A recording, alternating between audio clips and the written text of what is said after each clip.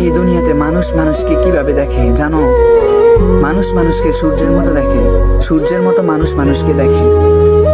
ভোরবেলায় যখন সূর্য ওঠে তখন সেই সূর্যটা সবার কাছে ভালো লাগে। আবার সেই সূর্যটা যখন দুপুরবেলায় প্রচণ্ড তাপ ছাড়ে, সেই সূর্যটা অনেকের কাছে বিরক্তিবোধ মনে হয়। সেই সূর্যটা আবার বিকালবেলায় যখন ডুবে যাবে, ডুবা ডুবা অবস্থায়, সেই সূর্যটা আবার অনেকের কাছে প্রিয় হয়ে ওঠে।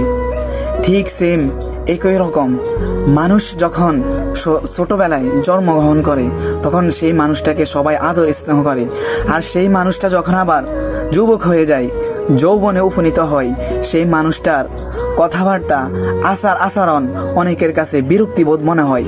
আবার সেই মানুষটা যখন জীবনের শেষ পর্যায়ে চলে যায়, বৃদ্ধ হয়ে যায়, তখন সেই মানুষটা অনেকের কাছে সম্মানিত হয়ে ওঠে। এরকমভাবে আমাদের জীবনের গল্প একদিন শেষ হয়ে যাবে।